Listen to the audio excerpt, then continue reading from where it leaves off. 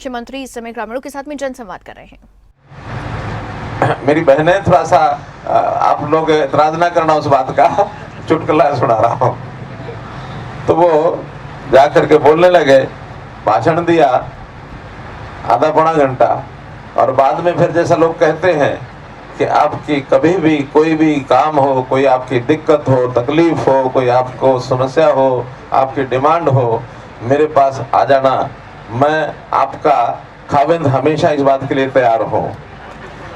और वो मुंह से निकल गया। पास बैठा कोई जानकार था, उसने उंगली लगाई, क्या बोल रहे हो? कहने लगे क्या मैंने बोला तो है, कि क्या बोलना चाह रहे हो? कि मैं इनकी सेवा के लिए हमेशा तैयार हूँ। तो उनको खाविंद नहीं, उनको खादिम कहो। तो है ये लफ्जों का हेर फेर, आदमी को पता नहीं क्या से क्या करा दे। जबान फिसल जाए तो कुछ का कुछ हो जाए। तो मेरे साहबो, क्या कदरदानो है, आज आपके गांव में इसलिए मैं आया हूं कि पिछले 8 साल में हमने पूरा मन लगाकर, पूरी लगन से पूरे हरियाणा की सेवा की है। हरियाणा में जो जो मांगे, जो डिमांड, जो आपकी तकलीफ है, उनको दूर करने के लिए हमने दिन देखा नहीं, रात देखा नहीं, दिन में 24 घंटे में से 18 घंटे काम करते हैं। हमने चाहते हैं कि किसी को कोई तकलीफ ना हो, लेकिन तकलीफें तो एक जिंदगी का हम सफर है। जहाँ जिंदगी है वहाँ तकलीफ भी होगी। अब उन सब बातों को करने के लिए, सुनने के लिए गांव-गांव जा करके कि जो हमने किया है वो आप तक पहुंचा कि नहीं पहुंचा, और पहुंचने के बाद भी आज भी आपकी कुछ मांगे होंगी, कुछ डिमांड्स होंगी, कुछ तकलीफें होंगी, तो उनकी जानकारी मिलेगी, तो अब और तेज गति से करेंगे। तो आज का जो मकसद है वो तो ये है। और इस मकसद में आप लोग भी अपने अपने हाथ में कोई ना कोई कागज लेके आए होंगे कि हम आएंगे साहब, मुख्यमंत्री साहब आएंगे तो उनको ये कागज पकड़ा के आएंगे। ऐसे कौन कौन अपने हाथ में कागज लेके आए हैं? आप देखो, बैठे रहो बैठे रहो, हाँ, उठना नहीं है, अभी तो पूछ रहा हूँ। ये सब कागज मैं इकट्ठे कराऊंगा, एक एक को पढ़ूंगा, एक एक की तकलीफ का जायजा लेकर के और उसको हल कराने का काम वो मेरा है, मैं कराऊंगा, चिंता मत करो। अब इस इलाके में हमने क्या किया, आपके विधायक ने अभी कुछ समय में वो सारी बातें बताई हैं, और खाली वो नहीं बताई, आपकी तरफ से उन्होंने और आगे की भी रख दी हैं। मुझे कबूल है सब, चिंता नहीं।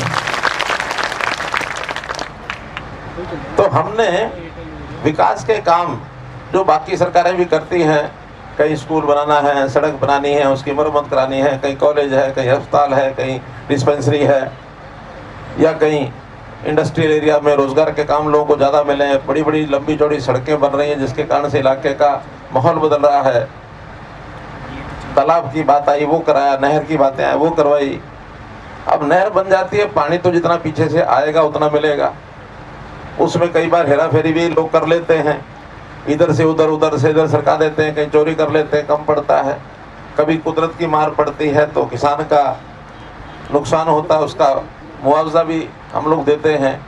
तो ये सब बातें तो हैं, लेकिन एक बात जो हमने और खास की है उसकी ओर थोड़ा सा मैं इशारा करूंगा, वो है कि आम आदमी का, उसका जो जिंदगी है उसकी अभी जो दुर्लभ है बहुत ज़्यादा, वो कैसे आसान बने। हमें सरकार से मिलने वाली चीज़ें हमारे घर के नज़दीक, अपने गांव में, कस्बे में कैसे मिल जाए, ताकि हमें चक्कर ना काटने पड़े, ना पलवल के चक्कर काटने पड़े, ना फरीदाबाद के काटने पड़े, ना चंडीगढ़ के चक्कर काटने पड़े। चीज़ें घर पर भी तो पहुंच सकती है ना। और उसके लिए फरियादी अगर वो हकदार है फिर उसको मिलना चाहिए। अगर फरियादी हकदार नहीं है तो उसको मिलना चाहिए क्या? नहीं मिलना चाहिए। लेकिन हो क्या रहा है, आज से हमारे आने से पहले लोग क्या करते थे, कोई भी स्कीम बता देते थे लोगों को, अखबार में छपती थी, बाद में कहते थे ठीक है आप फार्म भर के ले जाओ इसको। फार्म भरने में लाइनें लग जाती थी, और लाइनें लगने के बाद जो गरीब आदमी है जिसको वो मिलनी चाहिए थी, स्कीम का फायदा मिलना चाहिए था, उसके मुंह में ज़बान ही नहीं होती है, वो लाइन में लग नहीं पाता। कोई समझा बुझा के उसको लाइन में लगा भी दे, खड़ा भी कर दे, तो बाद में वो जब काउंटर पर पहुंचता है, वो जो क्लर्क बैठा होता है, तुम्हारी इस दरखास्त में ये 2 कमियां हैं, चलो फिर भर के लाओ। वो बेचारा चला जाता है, कहीं न पूछ पछा के और कुछ कर करा के फिर जाता है लाइन में। 1 महीने बाद फिर एक और कमी बता देता है। अब वो इस प्रकार से 2 बार 3 बार 4 बार लाइन में लगता है, उसका काम होता नहीं है। बाद में आखिर हार के थक के वो क्या कहता है,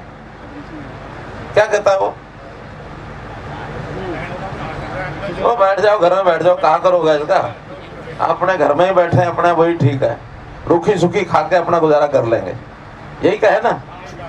मुंह पतो है सब बातों उनको।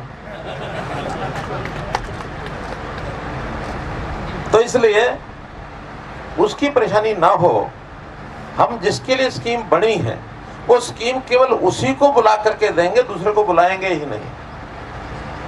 दूसरा आएगा तो वो कहेंगे तुम इसके हकदार नहीं, हमने पहचान लिया, तुम थोड़ा दूर रहो।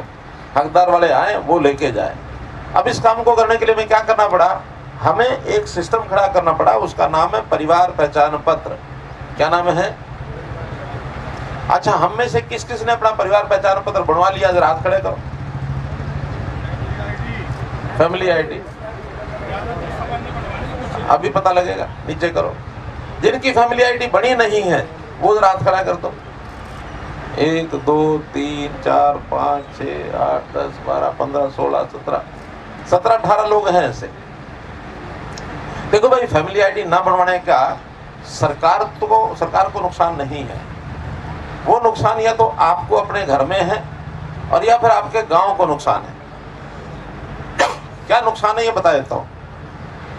जितनी भी सरकार की मदद है, स्कीमें हैं, योजनाएं हैं, अब वो फैमिली आईडी को देख करके ही मिलेंगी। जिसका फैमिली आईडी है उसको स्कीम का फायदा नहीं मिलेगा, चाहे वो शिक्षा का है, चाहे रोजगार का है, चाहे किसी के इलाज के लिए उसकी सहायता करने की बात है, किसी गरीब का राशन कार्ड है, किसी गरीब का आयुष्मान कार्ड है। ये सब अब सब फैमिली आईडी को देख करके ही बनेंगे। इसलिए सब लोग फैमिली आईडी बनवा लें। कल को आप परेशान होते फिरेंगे, फिर शिकायत करेंगे, मैं गया था जी, मेरा वो कार्ड नहीं बना जी। तो फैमिली आईडी है नहीं है, फिर नहीं बनेगा। तो ये जरूरी हो गया, इसलिए सब लोग, और इससे आपके परिवार की पहचान हो जाएगी। उस परिवार में कितने मेंबर हैं, कितने पढ़ाई करते हैं, कितने काम करते हैं, कितने उसमें बुजुर्ग हैं, कितने ऐसे हैं जिनको तकलीफ है कोई शरीर की। तो ऐसे ही सारी जानकारियां उसमें होती हैं और तब सरकार उसको देख करके योजना बनाती है। एक नुकसान आपको अपना होगा, परिवार को होगा। दूसरा नुकसान जो आपके गांव को होगा, क्योंकि गांव को जब ग्रांट मिलती है, पहले तो ऐसे ही जिसने जो चाहा दे देते थे। अब जो फैमिली आईडी में जितने परिवार, जितने सदस्य गांव के होंगे, उतने मेंबर्स के हिसाब से ही और वहां आपकी ग्रांट आएगी। अगर एक परिवार के 5 लोग हैं और उसने फैमिली आईडी नहीं बनवाई तो 5 लोगों का 10,000 रुपया उठावड़ गांव में कम आएगा। अगर 10 परिवार ऐसे हो गए तो 1 लाख रुपया कम आएगा। 100 परिवार ऐसे हो गए तो फिर 10 लाख रुपया कम आएगा। तो आप अपने गांव में ग्रांट कम चाहते हैं कि पूरी चाहते हैं? पूरी चाहे ना। अगर पूरी ग्रांट चाहे तो ये जो 17 18 20 लोग हैं, हो सकता है और भी जो घर में बैठे होंगे जिनका परिवार पहचान पत्र नहीं बना है, आप भी कोशिश करो। और मैं सरपंच और पंचायत को कहूंगा, ओ भाई सरपंच महोदय, सरपंच कहाँ है?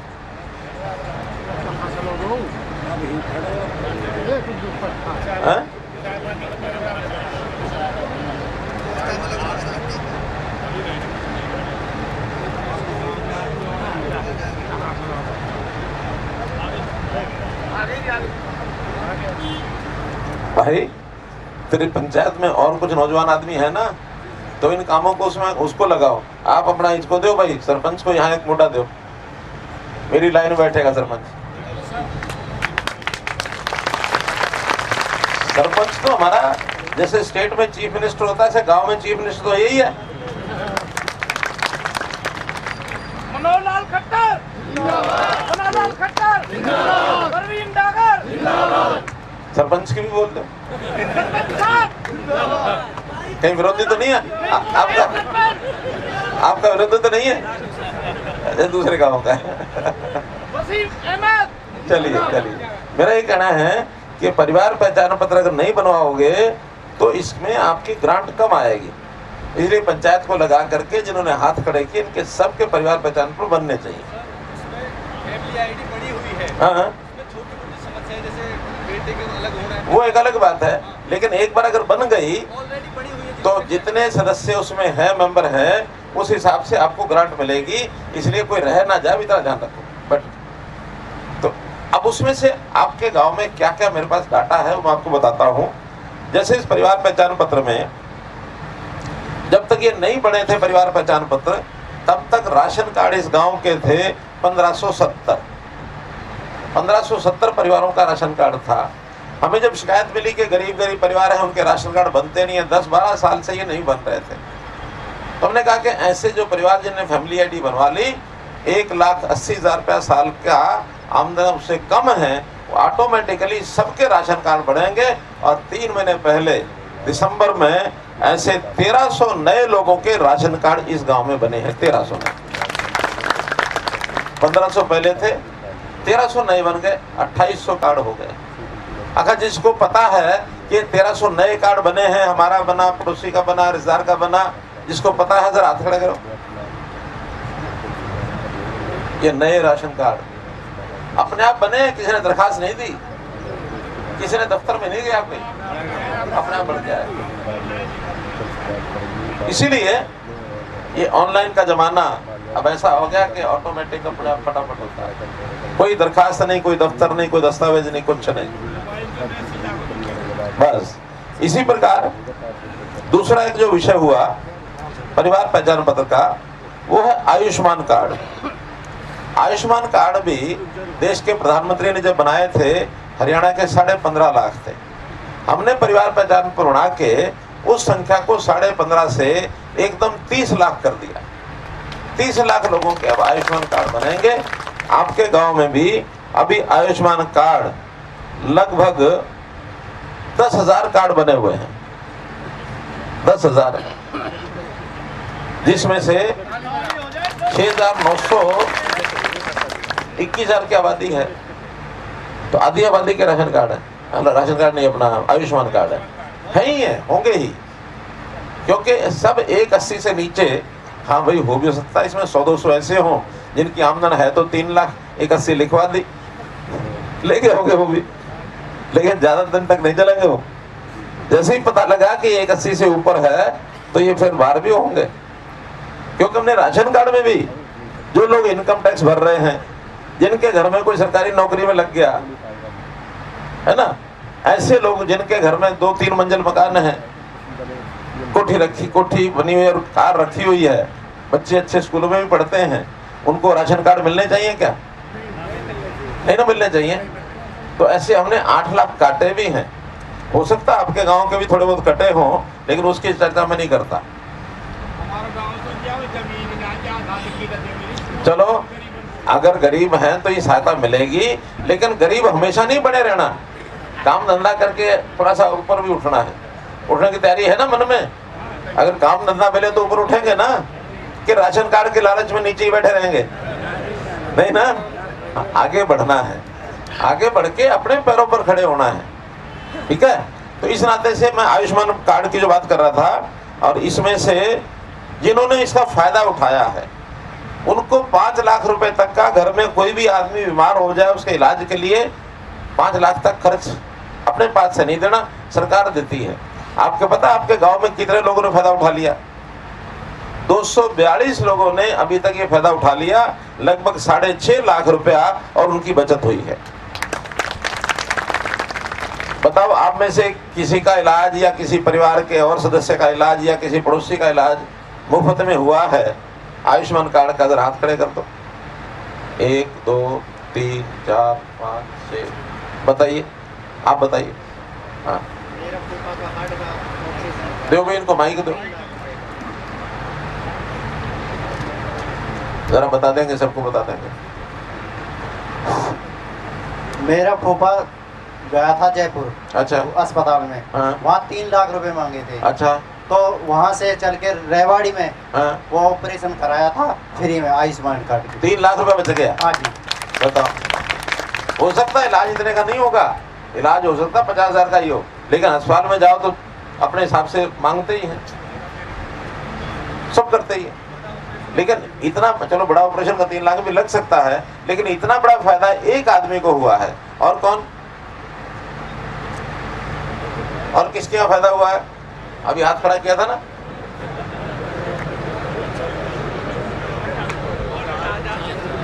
नहीं झिझको नहीं।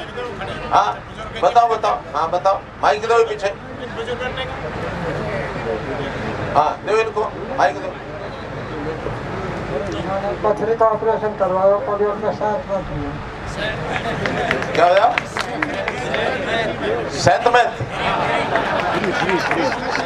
नई भाषा सीख ली है। सैतमैथ हुआ, कोई पैसा नहीं लगा। अस्पताल वाले ने एक आध बार चाय भी पिलाई होगी। चलो, तो खैर कुल मिला के बहुत बड़ी सुविधा। नहीं तो घर में कोई बीमार हो जाए, इलाज कराने में जाओ तो घर के सारे भांडे टेंडर बिक जाते हैं, सारे महिलाएं अपना कोई छोटा मोटा टूम गहना होता है उसको बेच देती हैं, किसान है अपनी खेती 1 आध किला बेच देता है, तब जा करके इलाज हो पाता, कर्जे चढ़ जाते हैं। ठीक है, बहुत बड़ा काम, चाहे आपकी हरियाणा सरकार है, प्रधानमंत्री मोदी जी हैं, हमने इन आबादी को, आधी से ज्यादा आबादी को ये सुविधा दे दी है। काम तो बहुत है करने वाले, बताने वाले, लेकिन मैं एक लास्ट बात बताऊंगा आपको, और आपको चर्चा थोड़ी हमारे विधायक जी ने कर भी दी है। 8-10 साल पहले अगर नौजवान कोई पढ़ लिख जाए और वो नौकरी के लिए जाता था या नौकरी करना चाहता था, उसको क्या क्या करना पड़ता था? क्यों? हाँ, क्या करना पड़ता था? खर्ची पर्ची, वो यूं इशारा कर रहा है, ये करना पड़ता था। गठड़ी भर के ले जानी पड़ती थी, और फिर वही घर बिकता था, किला बिकता था, माँ के जेवर बिकते थे। लेकिन पिछले 8 साल में आपके यहाँ कुछ नौकरियां लगी होंगी, किसी को कोई 1 पैसा देना पड़ा? हाँ, पैसे दिए? हाँ, मैं तो पूछ रहा था कोई पैसा देना पड़ा? माइक ले लो, माइक ले लो। 500 रुपए के फार्म भरे जी 3। 500 रुपए के फार्म भरे 3। 1500 रुपए के 3 फार्म। अच्छा, एक हरियाणा पुलिस में लगा, 1 पैसा नहीं लगा। तो इस 1500 की तकलीफ तो नहीं है ना? 1500 रुपए क्या, वो तो 500 रुपए के फार्म में बच्चे लगे। वो फार्म की बात पूछ रहा हूँ, उसका तो कोई दिक्कत नहीं ना? उससे क्या दिक्कत है? 15 लाख रुपए कहाँ से लाता? 15 लाख रुपए बच गया। 45 लाख। 45 लाख रुपए बच गया। तो गांव के लोगों का एक रोटी कर देते। सबको पता है जी, दावत करी, लड्डू बांटे गाँव में। बांटेंगे? हाँ जी। बहुत बढ़िया, बहुत बढ़िया। और आपका शुक्रिया मनाते हैं बार बार। चलो धन्यवाद। आप मालिक को और मेरी जानकारी है कि आपके गांव में 20 नौकरियां लगी हैं, सरकारी नौकरियां, इन 7-8 सालों में 20 और लगे होंगे। 20 लोगों में से पैसा देने के मांगा भी हो, नाम बता।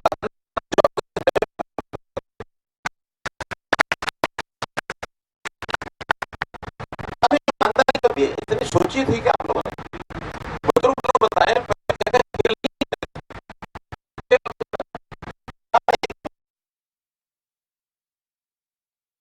में मुख्यमंत्री का जन संवाद कार्यक्रम चल रहा है और इसी के तहत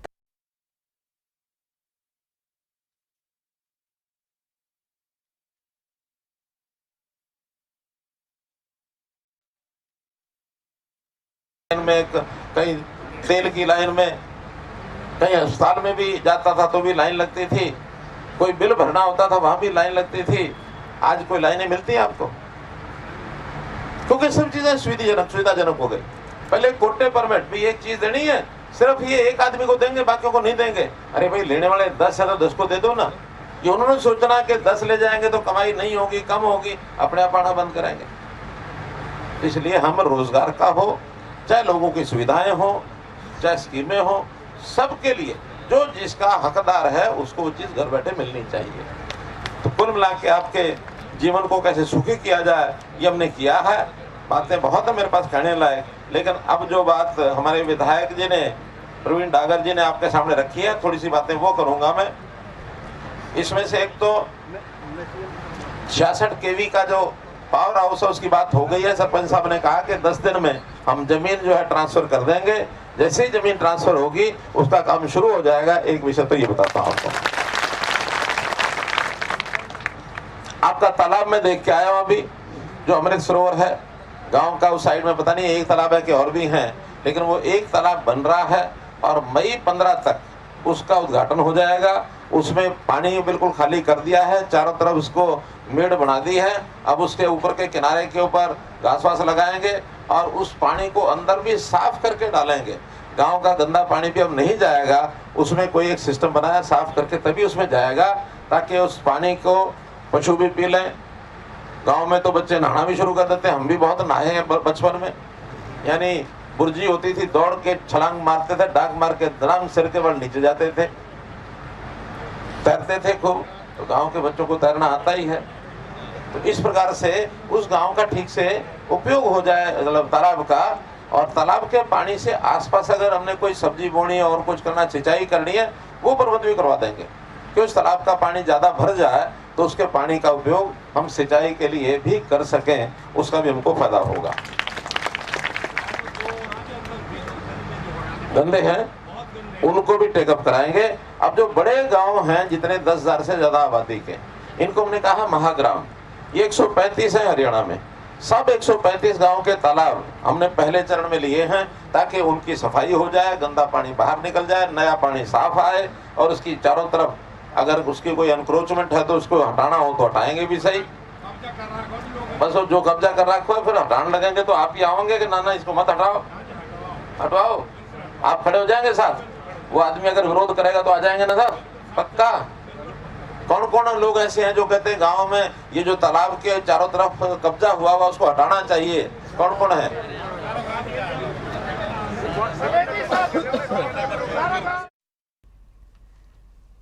तो जनसंवाद कार्यक्रम के तहत मुख्यमंत्री मनोहर लाल पलवल के उटावड़ गांव में मौजूद हैं। अभी पलवल के 3 रोजा दौरे का आज दूसरा दिन है और इस दौरान सीएम ने लोगों से मुखातिब होते हुए कहा कि परिवार पहचान पत्र जरूरी है। उन्होंने ये भी कहा कि मैं एक एक की तकलीफ को समझता हूं। उन्होंने अपनी सरकार की योजनाओं के फायदे भी लोगों को गिनवाए।